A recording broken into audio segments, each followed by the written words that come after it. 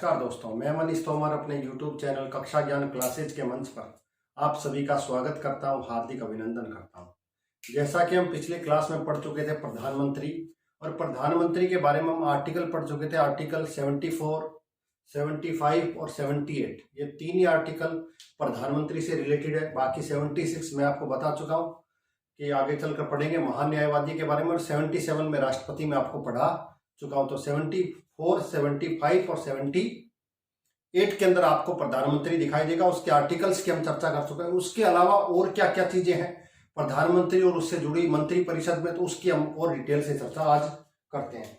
देखिए, हम अनुच्छेद तो हम पढ़ चुके थे, लेकिन इस अनुच्छेद के अलावा और भी कुछ चीजें हैं जो प्रधानमंत्री के लिए एग्जाम में पूछी जाती हैं। एक चीज तो याद रखने का, अविश्वास प्रस्ताव। अविश्वास प्रस्ताव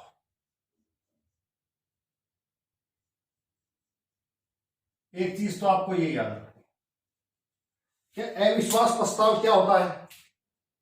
तो अविश्वास प्रस्ताव का मतलब, मैंने कहा विश्वास, और विश्वास का मतलब क्या होता है 272। लोकसभा में जिसको विश्वास मत हासिल नहीं है उसके खिलाफ अविश्वास प्रस्ताव लाया जाता है। अगर विपक्ष को ऐसा लगता हो कि जो सरकार वर्तमान में चल रही है वो सरकार को लोकसभा में बहुमत हासिल नहीं है, तो उसके खिलाफ अविश्वास प्रस्ताव लाया जा सकता है। कारण बताने की आवश्यकता नहीं होती, लोकसभा में लाया जाता है, और 50 सदस्यों की स्वीकृति की आवश्यकता नहीं है। 50 सदस्य उसके द्वारा ला सकते हैं, ठीक है। 50 सदस्यों के हस्ताक्षर उसमें जरूरी है।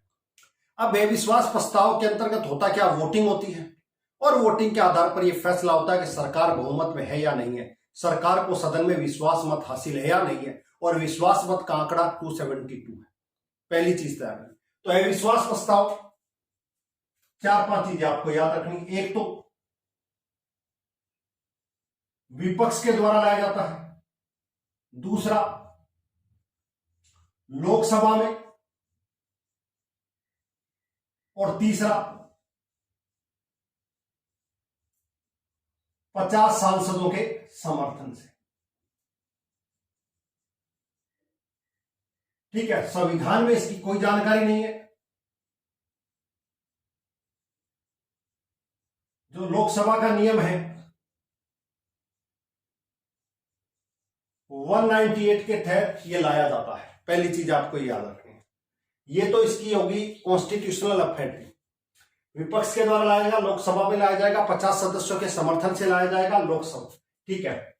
एक बार अगर अविश्वास प्रस्ताव लाया जाता है और वो पास नहीं होता तो 6 माह तक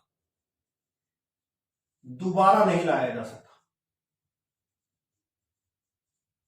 यानी कि 6 महीने के गैप के बाद लाया जाए, ठीक। तीसरा, एक चीज और इसमें स्पेशल,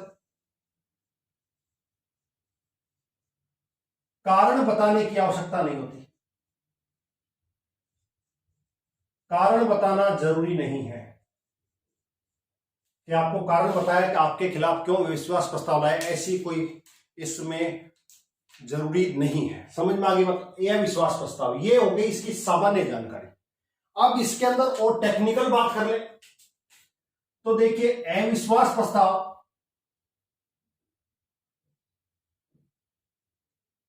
सर्वप्रथम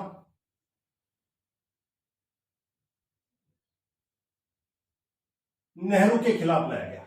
जवाहरलाल नेहरू जब देश के प्रधानमंत्री थे तब उनके खिलाफ लाया गया था, ठीक है, सर्वप्रथम। और किसके द्वारा लाया गया, तो जीवी कृपलानी के द्वारा।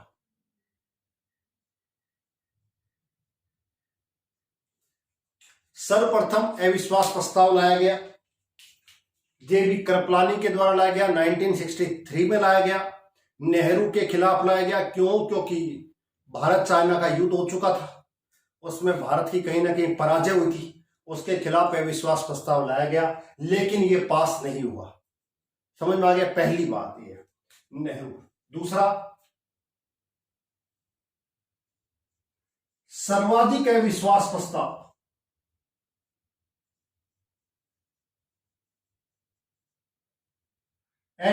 प्रस्ताव इंदिरा गांधी के खिलाफ लाए,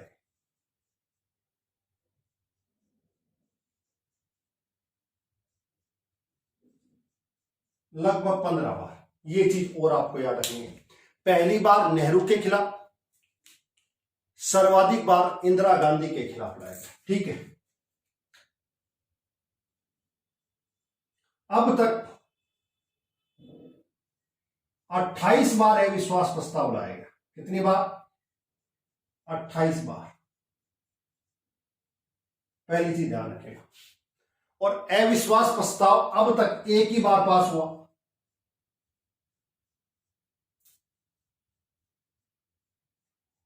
नाइनटीन 1979 में। और अविश्वास प्रस्ताव पारित होने से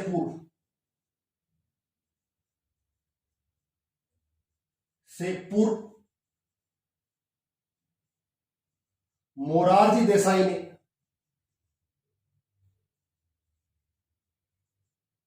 क्या दे दिया गया? त्याग पत्र। मोरारजी के खिलाफ 2 बार अविश्वास प्रस्ताव लाया गया। पहली बार पास नहीं हुआ, दूसरी बार अविश्वास प्रस्ताव लाया गया। लाने से पूर्व, वोटिंग से पूर्व, पास होने से पूर्व ही त्याग पत्र दे दिया गया। तो ऐसे प्रधानमंत्री, पहले प्रधानमंत्री जिन्होंने त्याग पत्र दिया हो, तब भी आपको याद रखना मोरारजी देसाई पहली बार। अविश्वास प्रस्ताव के द्वारा पारित होने से पूर्व त्याग पत्र देने वाले मोरारजी देसाई। और तीसरे गैर कांग्रेसी प्रथम प्रधानमंत्री भी कौन? मोरारजी देसाई। और मोरारजी देसाई और भी याद रखिएगा, उप प्रधानमंत्री भी रहे, मुख्यमंत्री के रूप में भी इन्होंने काम किया। तो ये सारी चीजें किसके बारे में? मोरारजी के बारे में। पहली चीज। अब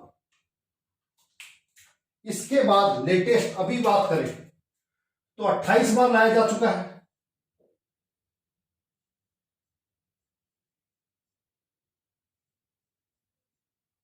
अंतिम बार अभी 2023 में आपको पता है किसके खिलाफ?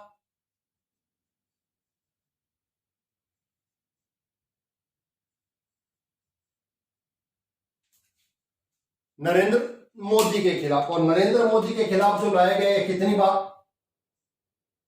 दूसरी बार। एक बार 2018 में और एक बार 2023 में। ठीक है, और कौन लेकर आया? गौरव गोगोई। ठीक है, ये ध्यान रखिएगा, ये भी पास नहीं हुआ। ठीक है, तो ये सारी इतिहास आपको पता होना चाहिए अविश्वास प्रस्ताव का। इसके अलावा एक चीज और ध्यान रखिएगा, एक चीज और होती है,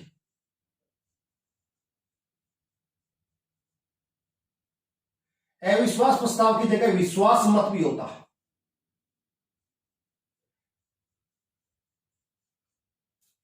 यानी कि ये विपक्ष के द्वारा ना लाकर सरकार के द्वारा लाया जाता है, विश्वास मत हासिल किया जाता है कि आपको वही लोकसभा में बहुमत है तो विश्वास मत हासिल करना। समझ में आ गई बात? अब कोई विश्वास मत हासिल नहीं करता है तो वो क्या देगा? अपने पद से क्या दे देगा? त्याग पत्र दे देगा। तो विश्वास मत अब तक 3 पीएम ने क्या दिया? त्याग पत्र देना पड़ा। क्यों? क्योंकि उनको क्या प्राप्त नहीं हुआ? विश्वास मत हासिल नहीं हुआ। पहले विश्वनाथ प्रताप सिंह, सेकंड एचडी देवेगौड़ा,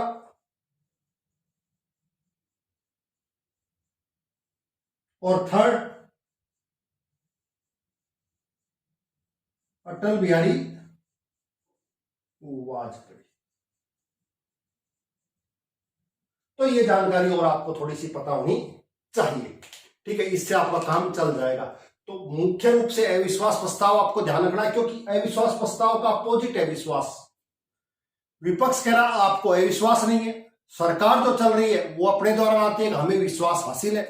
तो सरकार के द्वारा जो लाया जाता है वो विश्वास मत है, विपक्ष के द्वारा लाया जाएगा वो अविश्वास प्रस्ताव लाया जाएगा। समझ में आ गया? अविश्वास प्रस्ताव आज तक एक ही बार पारित हुआ, लेकिन पारित होने से पूर्व ही क्या दे दिया? इस्तीफा दे दिया। किसने? मोरारजी देसाई के द्वारा। ठीक है, विश्वास मत हासिल न होने के कारण 3 प्रधानमंत्रियों ने त्याग पत्र दिया। पहले विश्वनाथ प्रताप सिंह, दूसरे एचडी देवेगौड़ा, तीसरे अटल बिहारी वाजपेयी। तो यह जानकारी आपको बेसिक थोड़ी प्रधानमंत्री के बारे में पता होनी चाहिए, ये एग्जाम्स में पूछी जा सकती है। ठीक है, इसको थोड़ा सा करें। अब बात करें प्रधानमंत्री से लेकर एक शब्द और आप एग्जाम्स में बार बार देखते हो,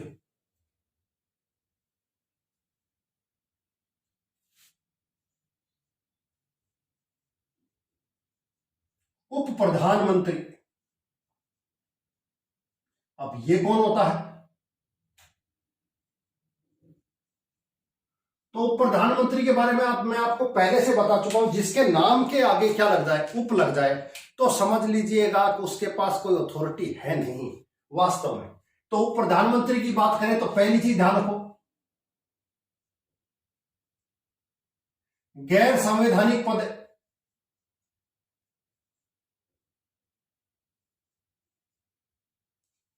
गैर संवैधानिक पद है, पहली चीज ध्यान रखिएगा। दूसरी, इस पद की कोई शपथ नहीं होती।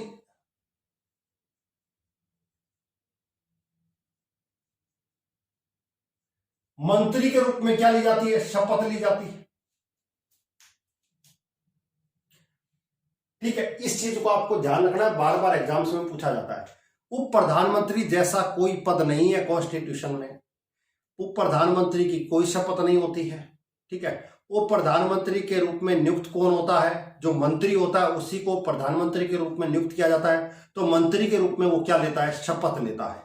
नॉन कॉन्स्टिट्यूशनल पोस्ट है, कोई कॉन्स्टिट्यूशनल पोस्ट नहीं है। और मैंने कहा उप प्रधानमंत्री जैसा कोई पद संविधान में नहीं है, फिर भी बना दिया जाता है। क्यों बना दिया जाता है? मैंने आपको कहा है कि सरकार को बचाने के लिए, या उचित प्रतिनिधित्व देने के लिए, या राजनीतिक मजबूरियों के चलते हुए ऐसी व्यवस्थाएं की गई है। और ऐसे ही उप प्रधानमंत्री है, ऐसे ही उप मुख्यमंत्री भी होता है। अब आप समझ गए, कोरिलेट कर लीजिए। ठीक है, तो गैर संवैधानिक है, पद शपथ नहीं होती है, सारा खेल प्रधानमंत्री का होता है। प्रधानमंत्री की इच्छा पर ही सब काम होते हैं, क्योंकि प्रधानमंत्री चाहेगा ही तो ही वो प्रधानमंत्री बनेगा, अन्यथा नहीं बनेगा। तो उसकी जो क्लोज होगा उसी को वो क्या बनाएगा? उप प्रधानमंत्री बनाएगा, या फिर उसकी मजबूरी होगी तब वो प्रधानमंत्री बनाएगा। पहली चीज। अब कौन कौन उप प्रधानमंत्री बन चुके हैं, इसको थोड़ा सा ध्यान रखिएगा। सबसे पहले बन चुके हैं सरदार पटेल।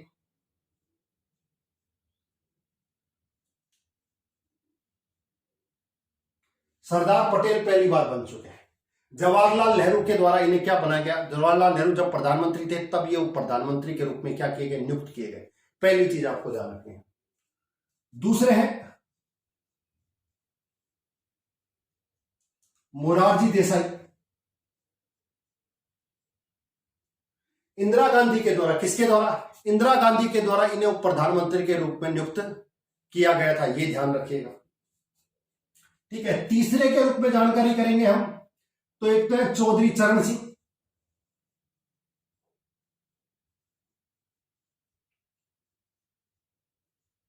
और एक है जगजीवन राम।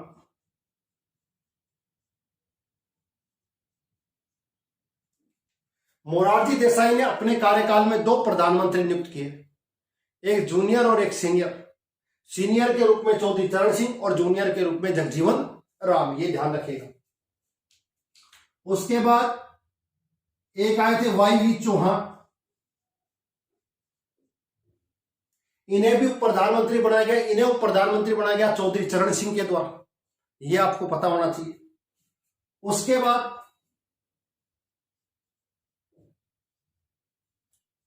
चौधरी देवीलाल,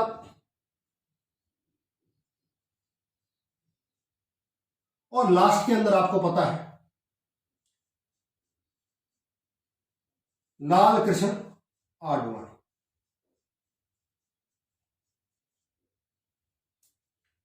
तो ये आपको थोड़ा आइडिया होना चाहिए, यानी कि ये प्रथम उप प्रधानमंत्री,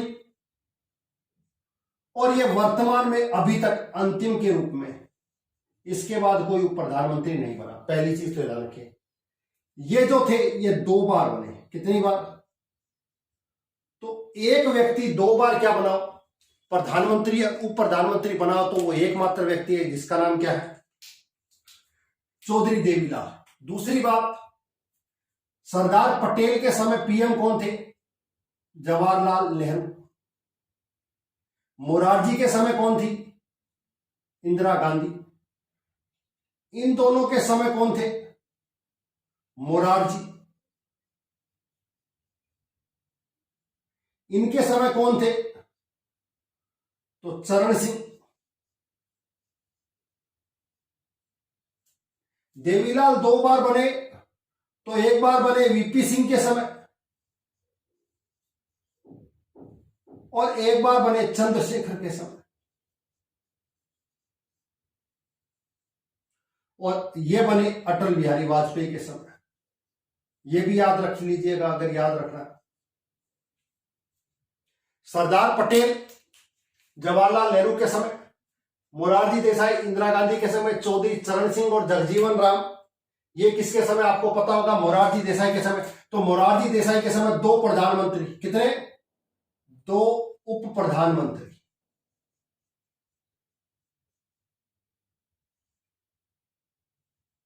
ये भी याद रखिएगा।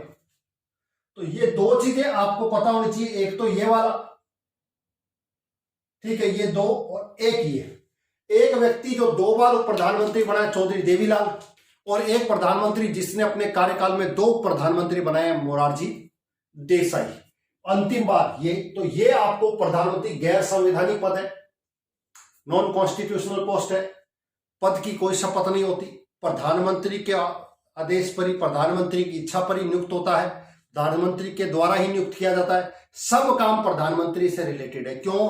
क्योंकि प्रधानमंत्री के रूप में प्रधानमंत्री ही इसको क्या कर रहा है, अपनी तरफ से नियुक्त कर रहा है उप प्रधानमंत्री के रूप में। किसके रूप में? उप प्रधानमंत्री। ये चीज आपको पता होनी चाहिए उप प्रधानमंत्री के बारे में। एग्जाम में अब इसमें से कोई क्वेश्चंस आता नहीं है, कभी कोई छोटे मोटे एग्जाम्स में कोई चीज पूछ ली जाए, यह संभावना आपको दिखाई देती है, ठीक है। अब बात करते हैं, जब हम प्रधानमंत्री के साथ बात कर रहे थे, तो प्रधानमंत्री के साथ साथ एक शब्द यूज में लिया जाता है बार बार, मंत्री परिषद। अब मंत्री परिषद लिया जाता है, लेकिन आपके एग्जाम्स में बार बार एक कंफ्यूजन आपको रहता है, कई बार मंत्री परिषद, कई बार मंत्रिमंडल। मंत्री परिषद क्या होती है, मंत्रिमंडल क्या होता है, ये एग्जाम्स में बार बार पूछा जाता है, तो ये चीज आपको ध्यान रखनी है।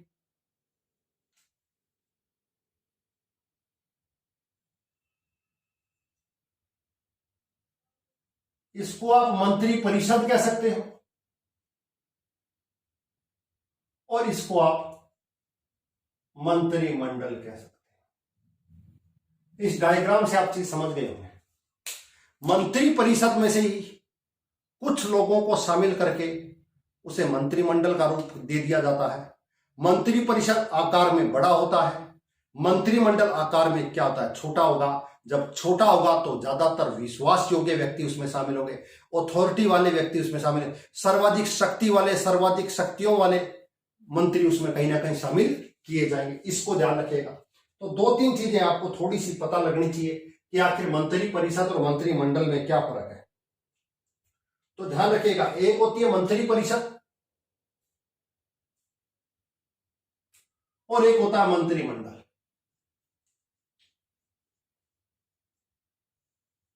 मंत्रिमंडल और मंत्री परिषद, इनका अंतर भी आप पढ़ लो।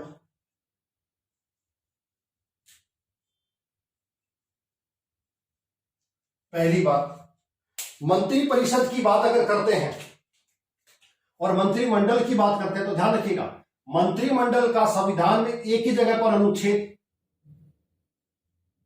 352 की धारा 3 में प्रयोग,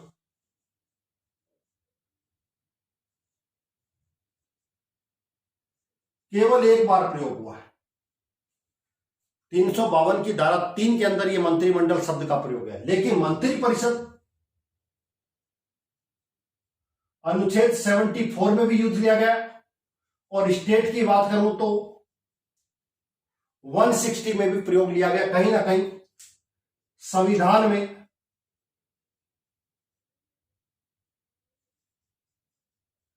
व्यापक उल्लेख इसका मिलता है, जबकि इसका केवल एक ही बार व्यवस्था आपको देखने को मिलती है। ठीक है, ये चीज थोड़ी सी ध्यान रखिएगा।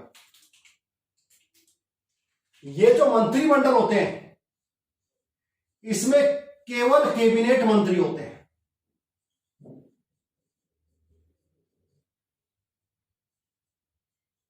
पहली बात, आकार बहुत छोटा होता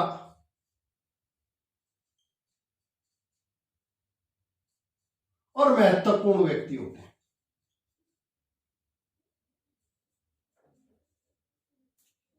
इसके अपोजिट बात करें हम, तो इसके अंदर कैबिनेट मंत्री, राज्य मंत्री, उप मंत्री देखने को मिलते हैं। तो सिंपल सी बात है, आकार क्या होगा,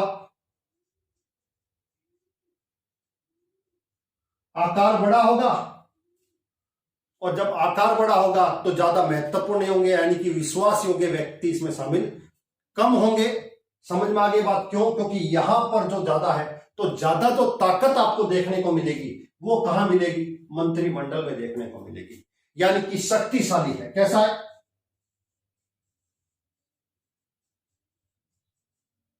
क्यों? क्योंकि इसके अंदर केवल कैबिनेट मंत्री शामिल है। इसका मतलब ऐसे मंत्री जो अपने विभाग के सर्वे सर्वा है। समझ में आ गया? इसके अंदर उनके अलावा भी अन्य मंत्रियों को कहीं ना कहीं शामिल किया जाता है। तो दोनों को आपको पता होना चाहिए। मंत्रिमंडल क्या है? मंत्री परिषद। आपसे एक लाइन में पूछे तो मंत्री परिषद के ही कुछ मंत्री जो कैबिनेट मंत्री है उनको जो शामिल किया जाता है, वो केवल और केवल जो कैबिनेट का समूह है उसे ही हम क्या कह रहे हैं? मंत्रिमंडल कह रहे हैं। दोनों में अंतर समझ में आ गया? ठीक है। एक चीज, उसके अलावा मंत्री परिषद और मंत्रिमंडल में और क्या चीजें हो सकती है, तो ध्यान रखिएगा। संविधान में, किसमें?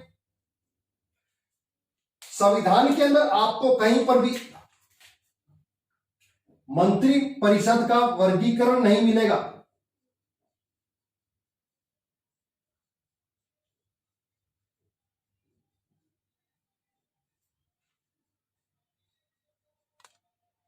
मंत्री परिषद का वर्गीकरण नहीं है, लेकिन हम सामान्य तौर पर पढ़ते हैं कि मंत्री मुख्यतः 3 प्रकार के।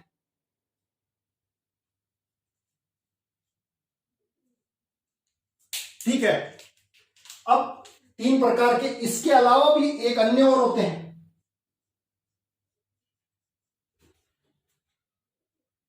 संसदीय सचिव, इन्हें भी मंत्री का दर्जा प्राप्त है, और इनकी नियुक्ति भी कौन करते हैं? पीएम करते हैं। एक संसदीय सचिव और होते हैं, फोर्थ अलग तरह का वर्गीकरण, उन्हें भी मंत्री का दर्जा प्राप्त होता है और पीएम के द्वारा उनको नियुक्त किया जाता है। ये एक व्यवस्था और है। एक चीज ध्यान रखिएगा, कैबिनेट मंत्री वो मंत्री जो विभाग के सर्वे सर्वा है। राज्य मंत्री ऐसे मंत्री जिन्हें स्वतंत्र प्रभार दिया जाता है किसी विभाग का, साथ साथ में कहीं ना कहीं वो केंद्रीय मंत्रियों की सहायता के लिए होते हैं। उप मंत्री स्वतंत्र प्रभार वाले मंत्री नहीं होते हैं, इनका केवल उद्देश्य होता है कि कैबिनेट मंत्री और राज्य मंत्रियों की क्या करें? सहायता के लिए इनको बनाया जाता है। और संसदीय सचिव भी, इनको भी क्या किया जाता है? इनकी सहायता के लिए इनकी नियुक्ति की जाती है। मुख्य रूप से सबसे ताकतवर जो है वो कैबिनेट मंत्री ही होता है, या फिर सेकंड नंबर पर हम कर सकते हैं तो राज्य मंत्री, सेकंड नंबर का, सेकंड लाइन का उसी विभाग का। जब कैबिनेट मंत्री ना हो तो उसकी अनुपस्थिति में जो उसके कार्य है वो राज्य मंत्री करेंगे, या फिर राज्य मंत्री को एक तरीके से कैबिनेट मंत्री ना बनाकर किसी स्वतंत्र प्रभार का मंत्री बना लिया जाता, तो वो अपने आप में एक तरीके से क्या हो गया? उस विभाग का प्रमुख हो गया। समझ में आ गया? उप मंत्री मैंने कहा नाम ही उप है, और मैं आपको 1000 बार बता चुका हूं, उप जब लग जाए तो समझ लीजिएगा बस नाम की बात है, बाकी है कुछ भी नहीं। तो उप मंत्री के पास ना तो स्वतंत्र प्रभार रहता है, ना किसी और प्रकार की शक्ति है, केवल यही है कि वो कैबिनेट मंत्री या राज्य मंत्रियों की क्या करेगा? सहायता करेगा। इसके लिए उसको बनाया गया है। तो ये चीज आपको मंत्रिमंडल और मंत्री, इसके अलावा संसदीय सचिव, ये थोड़ा सा आपको पता लगना चाहिए। संसदीय सचिव भी क्या है? मंत्रियों का दर्जा इनको प्राप्त होता है, प्रधानमंत्री के द्वारा इनकी नियुक्ति की जाती है। ये आपको पता होना चाहिए, एग्जाम्स में कहीं ना कहीं पूछ लिया जाता है। ठीक है। इसके समय एक चीज और ध्यान रखिएगा, यहां पर एक व्यवस्था और थी। एक विभाग था जिसे कहा जाता था प्रधानमंत्री सचिवालय।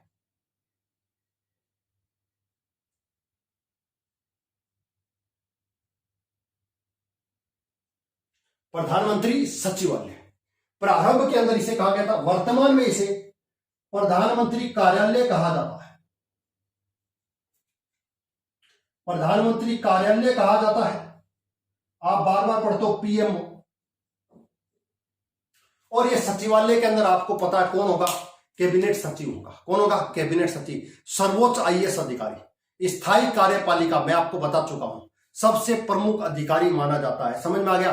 वो सीधा रिपोर्ट करता है किसको? प्रधानमंत्री को, पीएमओ को। समझ में आ गया? तो उसके अंदर कैबिनेट सेक्रेटरी बैठा होता है। पीएमओ कार्यालय, पहले उसे प्रधानमंत्री सचिवालय कहते थे, आजकल उसे पीएमओ कहते हैं, प्रधानमंत्री कार्यालय, पीएमओ ऑफिस। समझ में आ गई बात? एक चीज और इसमें याद रखिएगा, प्रारंभ में इसके अंदर 18 विभाग थे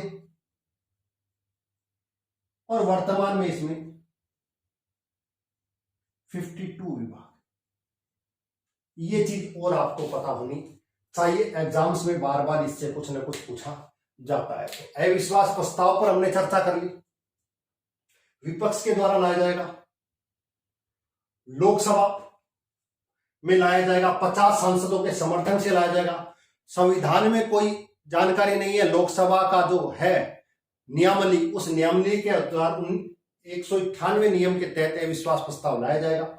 6 माह तक दोबारा नहीं ला सकते, कारण बताने की आवश्यकता जरूरी नहीं होती। अच्छा, एक चीज और जानना, अगर अविश्वास प्रस्ताव पास हो जाए, अगर ये पास हो गया तो क्या होगा? आपको पता है, प्रधानमंत्री को क्या देना पड़ेगा? त्यागपत्र। एक चीज ये जानना, इसलिए कई बार एक कहा और जाता है, भारतीय मंत्रिमंडल के लिए कहा जाता है, ध्यान रखना, एक साथ तैरते हैं और एक ही साथ डूबते हैं। इसका क्या मतलब हुआ एक साथ तैरते हैं? अगर प्रधानमंत्री के खिलाफ अविश्वास प्रस्ताव लाया गया या किसी मंत्री के खिलाफ, मैं फिर बता चुका हूं, ध्यान रखिएगा, जहां मंत्री यूज कर रहा हूं वहां प्रधानमंत्री हो सकता है, जहां प्रधानमंत्री वहां मंत्री, एक ही बात है। अगर प्रधानमंत्री के खिलाफ अविश्वास प्रस्ताव लाया गया और वो पास हो गया तो समझ लो सारी की सारी मंत्रिमंडल को अपने पद से क्या देना पड़ेगा? त्यागपत्र देना पड़ेगा, प्रधानमंत्री समेत। और किसी मंत्री के खिलाफ अविश्वास प्रस्ताव लाया गया और वो पास हो गया तो संपूर्ण मंत्रिमंडल को, साथ में प्रधानमंत्री को भी त्यागपत्र देना पड़ेगा। इसलिए भारतीय मंत्रिमंडल के लिए कहा जाता है, एक साथ तैरते हैं और एक साथ डूबते हैं। अगर एक तैर रहे हैं तो एक साथ तैरेंगे, और अगर एक डूब गया तो समझ लेना सारे के सारे डूबेंगे। किसी एक मंत्री के खिलाफ अविश्वास प्रस्ताव अगर पारित हो जाता है, पास हो जाता है, तो संपूर्ण मंत्रिमंडल को अपने पद से क्या देना पड़ेगा? त्यागपत्र देना पड़ेगा। ये व्यवस्था उसे एक साथ तैरते और एक साथ डूबते जैसी व्यवस्था आपको दिखाई देगी, एग्जाम्स में इसमें से पूछा जाता है। उसके अलावा मंत्रिमंडल और मंत्री परिषद, मैंने कहा मंत्री परिषद का स्पष्ट आलेख है, काफी ज्यादा विस्तृत आलेख है, आर्टिकल 74, ठीक है, और आर्टिकल 163 में तो है ही। उसके अलावा और जगह भी आपको मंत्री परिषद देखने को, मंत्रिमंडल की जानकारी केवल एक ही बार मिलती है, जब संशोधन किया गया था, 44वां संविधान संशोधन 1978। उसके तहत जो 352 जो आर्टिकल है, राष्ट्रीय आपात जिसे कहा जाता है, उसके अंदर इस शब्द का प्रयोग किया गया मंत्रिमंडल का। पहली बात, मंत्रिमंडल मंत्री परिषद में फर्क क्या होता है? मंत्री परिषद का आकार बड़ा होता है, मंत्रिमंडल का आकार छोटा होता है। मंत्री परिषद में सभी तरह के मंत्री होते हैं, मंत्रिमंडल में केवल कैबिनेट मंत्री होते हैं। मंत्री परिषद के मुकाबले मंत्रिमंडल के पास ताकत ज्यादा होती है, विश्वास योग्य ज्यादा होते हैं, शक्तिशाली होते हैं, आकार छोटा होता है।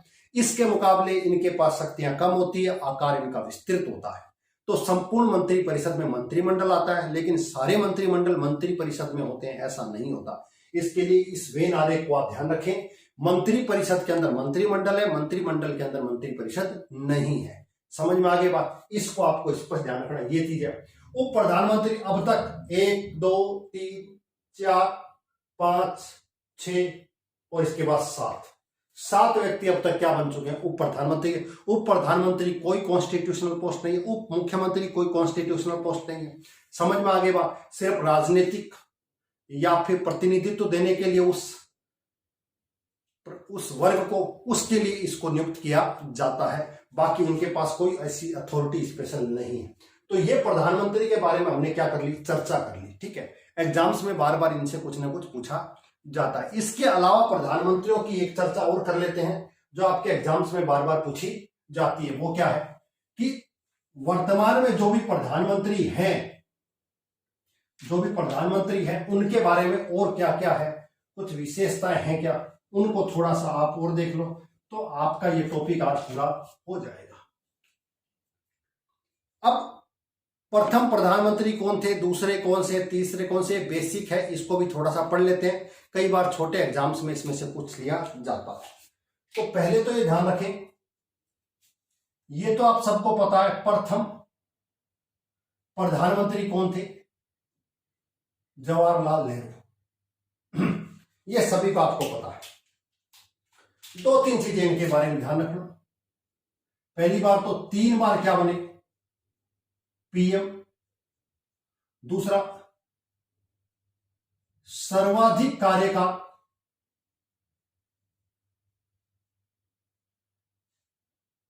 पद पर रहते हुए मृत्यु।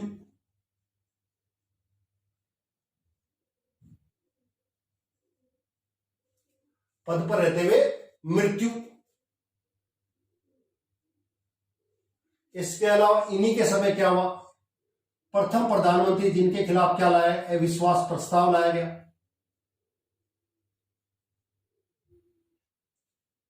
कई सारे कार्य इनके समय में हुए, जैसे सिंधु जल समझौता इनके तहत हुआ, पाकिस्तान के साथ समझौता इनके तहत हुआ, कुछ महत्वपूर्ण संशोधन हुए। लेकिन भारत और चीन का युद्ध भी इन्हीं के समय हुआ और पद पर रहते हुए इनकी क्या हो गई? मृत्यु हो गई। सबसे लंबे कार्यकाल के लिए क्या बने? प्रधानमंत्री बने, आज तक ऐसा माना जाता है। ठीक है। इसके अलावा प्रथम गैर कांग्रेसी, ये आपको पता होना चाहिए। प्रथम गैर कांग्रेसी पीएम कौन? अभी बता चुका था मैं आपको, मोरारजी देसाई। मोरारजी देसाई। और मोरारजी देसाई के बारे में बता चुका था, अविश्वास प्रस्ताव में पारित होने से पूर्व क्या दे दिया गया? त्याग पत्र दे दिया गया इनके द्वारा। ये आपको पता होना चाहिए। इसके अलावा ऐसे प्रधानमंत्री जिनकी पद पर रहते हुए मृत्यु, तो एक तो जवाहरलाल नेहरू, दूसरे लाल बहादुर शास्त्री और तीसरे इंदिरा गांधी। इंदिरा गांधी। पद पर रहते हुए मरने वाले प्रधानमंत्री कुल कितने? 3। ये चीज आपको पता होनी चाहिए। ऐसे प्रधानमंत्री जिन्हें भारत रत्न मिला, भारत रत्न से सम्मानित, तो जवाहरलाल नेहरू, लाल बहादुर शास्त्री, इंदिरा गांधी, मोरारजी देसाई, इसके अलावा राजीव गांधी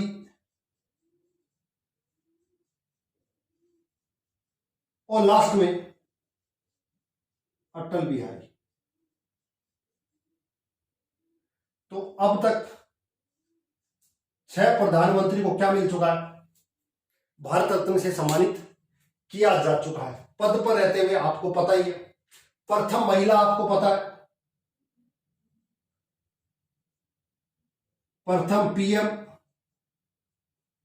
वित्त मंत्री, रक्षा मंत्री, तीनों पद पर प्रथम महिला के तौर पर कौन? इंदिरा गांधी। आपको पता होगा। समझ में आए? राजीव गांधी के बारे में ध्यान रखिएगा, सबसे युवा पीएम, ये आपको पता होना चाहिए। इसके अलावा ऐसे प्रधानमंत्री जो प्रधानमंत्री के साथ साथ, देखिए, प्रधानमंत्री भी थे, उप प्रधानमंत्री भी थे और मुख्यमंत्री भी थे।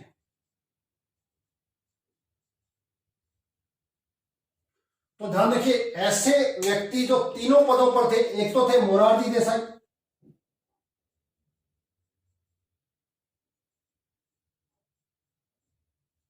पहली बात, और दूसरे थे चौधरी चरण सिंह।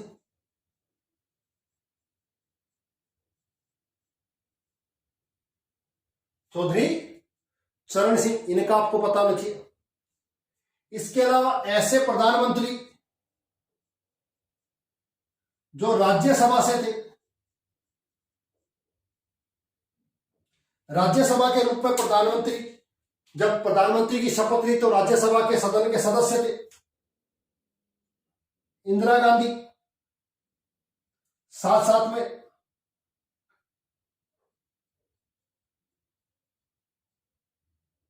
मनमोहन सिंह,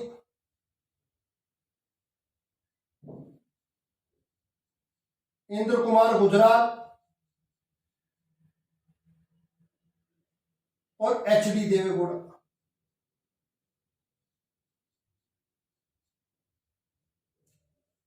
ये राज्यसभा से क्या बने? प्रधानमंत्री बने। एक चीज और इसमें स्पेशल ध्यान रखिएगा, एचडी देवेगौड़ा जब प्रधानमंत्री बने तो वो क्या थे? एमएलए थे, ना तो लोकसभा ना राज्यसभा, जबकि विधानसभा के सदस्य थे। जबकि इसके अलावा एक व्यक्ति का और नाम ध्यान रखिएगा, पीवी नरसिम्हा राव।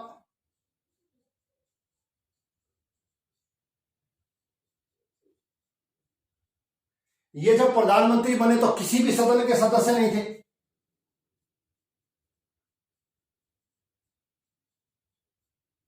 किसी भी सदन के सदस्य नहीं थे,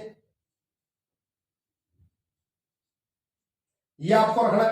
सदन के सदस्य तो ये भी नहीं थे, लेकिन ये एक सदन के, जो राज्य की सदन होता है जिसे विधानसभा कहा जाता है, उसके सदस्य थे।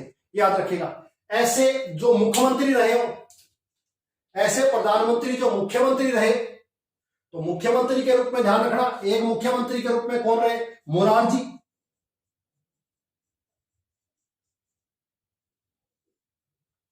दूसरा उसके बाद चौधरी चरण सिंह,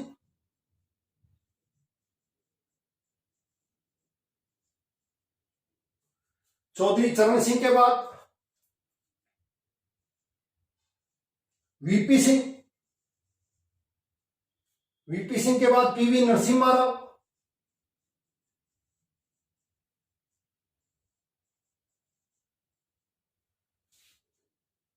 ठीक है। पीवी नरसिम्हा राव के बाद एचडी देवेगौड़ा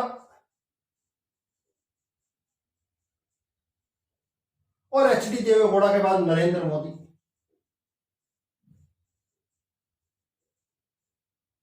ये याद रखिएगा, ये भी 6 व्यक्ति हैं।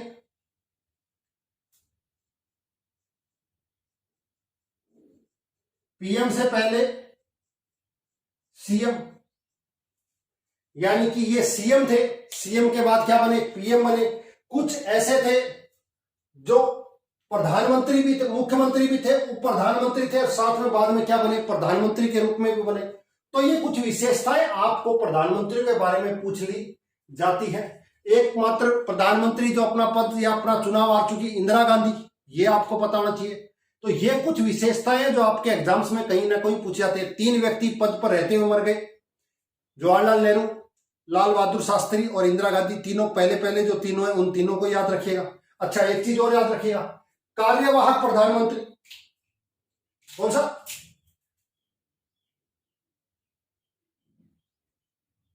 कार्यवाहक पीएम, इसको याद रखिएगा। कार्यवाहक पीएम के रूप में 2 व्यक्ति हैं, एक है गुलजारी लाल नंदा, और कार्यवाहक प्रधानमंत्री के रूप में रहे तो इनको ध्यान रखें, इनको भी भारत रत्न मिल चुका है, ठीक है। और साथ साथ में राजीव गांधी।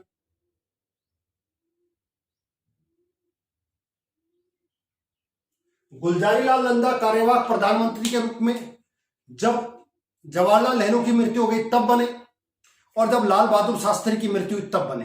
तो एक व्यक्ति 2 बार कार्यवाहक प्रधानमंत्री के रूप में काम किया, वो कौन है? गुलजारी लाल नंदा, याद रखिएगा। और गुलजारी लाल नंदा को भी क्या मिल चुका है? भारत रत्न मिल चुका है। राजीव गांधी, जब इंदिरा गांधी की मृत्यु हो गई तो कार्यवाहक प्रधानमंत्री के रूप में काम किसने किया? राजीव गांधी ने किया। तो ये कार्यवाहक प्रधानमंत्री के रूप में आपको थोड़ा सा पता होना चाहिए।